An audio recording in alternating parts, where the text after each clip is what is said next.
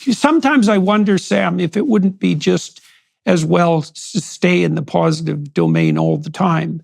And I know that you are no longer on Twitter, for example, and so that's obviously one of the places where you've detached yourself from the proliferation of, you might say, unnecessary and polarizing conflict. But you just did indicate that you feel either a moral obligation or an intellectual pull towards keeping abreast of the domain of life that constitutes more problems. And so why do you think that balance is necessary? Why don't you forego that entirely and stay within the domain of the positive? I mean, you seem to have concluded that balancing them is actually better for you in some sense, or maybe better in general. So why did you conclude that? Yeah, well, it's a question I continue to ask myself because you only have one life, or I would say you only have one life you can be sure of, and so why not live it in the happiest manner possible? But I do find that there are certain moments. First of all, my interests are wider than can be encompassed just by things like meditation and narrowly focusing on questions about how to live the most meaningful possible life. Right? It's not all just about maximizing mental pleasure or even one's ethical wisdom moment to moment. They're just things that interest me that I want to talk about that really don't belong over at Waking Up, but they do belong on my podcast. So talking about physics, say, right? That's just interesting, and I like to do that. So there's that. As you say, I deleted my Twitter account, which is an important part of the answer to your first question of just what has gotten better for me in the last 12 months. That was, I really am embarrassed to say what a life hack that turned out to be, to get off Twitter. We can talk about why I did if you want, but the net result has been almost unambiguously positive. I mean, there's a slight sense, certainly when the things in the news are really heating up, that I could be missing something, or I'm not party to the conversation that's happening at that kind of interval, where people are responding to things every 30 seconds. But the truth is, I don't have to be, because what I have found is that when you don't have an opportunity to just blurt out your instantaneous response to something that's happening in the news or something you saw in your timeline, and you have to let your response to it cure over the course of days, in my case, because I have to decide, okay, is this important enough for me to actually talk about it on my podcast? And I might not be, podcasting again for another 3 days or even a week. And so many things don't survive that test. They just 98% of things just fall by the wayside, because the truth is, you didn't have to broadcast your opinion about that thing that happened on that campus, by that indiscretion committed by that stupid blue-haired person.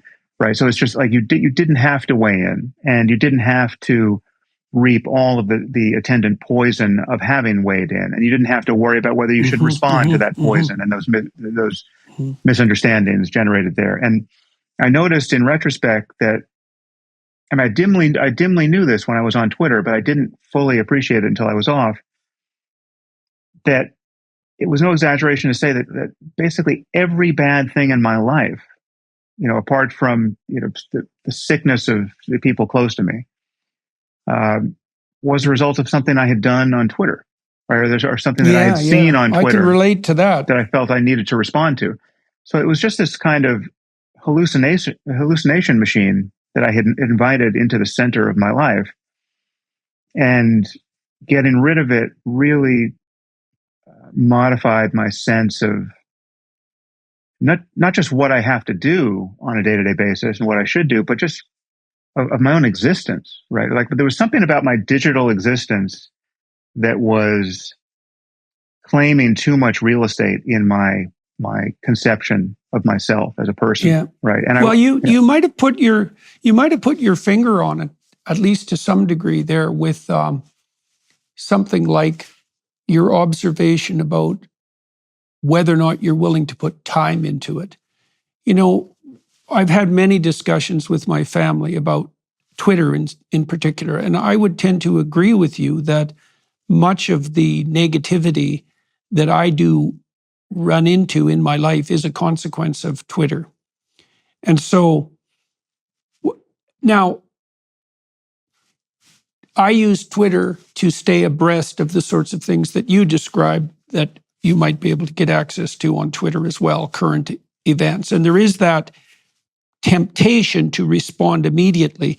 But you intimated that maybe a good rule of thumb is something like, if you're not willing to sit down and think about it for an hour, let's say, then perhaps it's not important enough to share your opinion with millions of people and reap the consequences.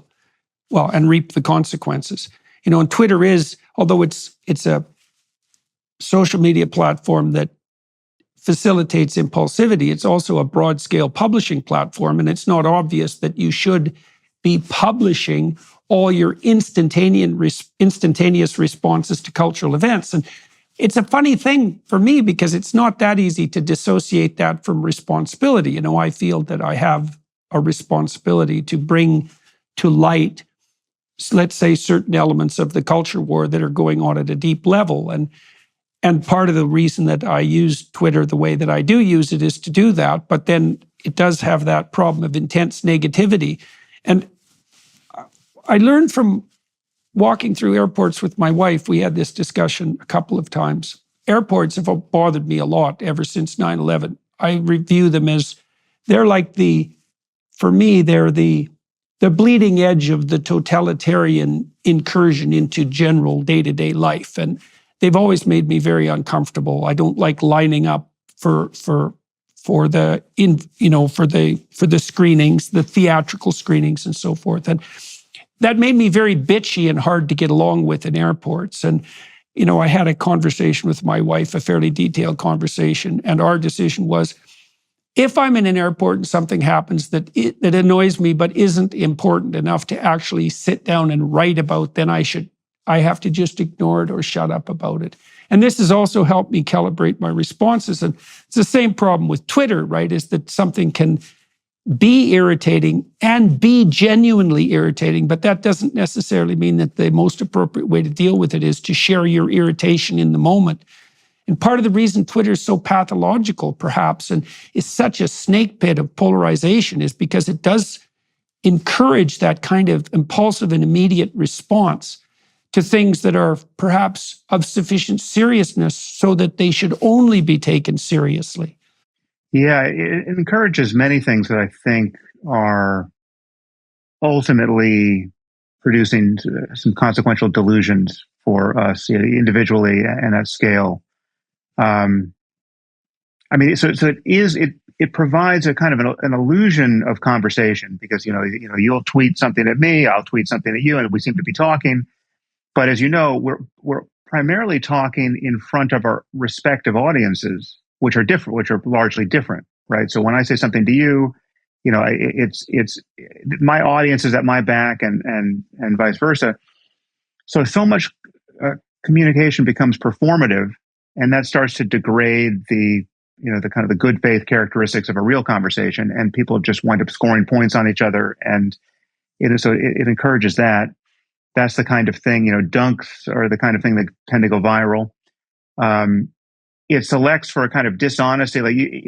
There's an ethic where, there are very few people feel a real need. I mean, certainly anyone who's any kind of activist, politically, left or right, doesn't feel much of a need to really get their opponent's position correct before savaging it. They don't mind distorting it, especially if they can use clips of their opponent that have been artfully edited so as to make them seem to be saying something that they weren't in fact saying in context. They will use that as a way of just smearing the person. You want to hold someone accountable for the worst possible version of what they might have said, however implausible it really is, as long as that can be made to stick. And people just see what can be made to stick, and they almost never go back and clean up their, apologize for their errors and go back and clean up their mess.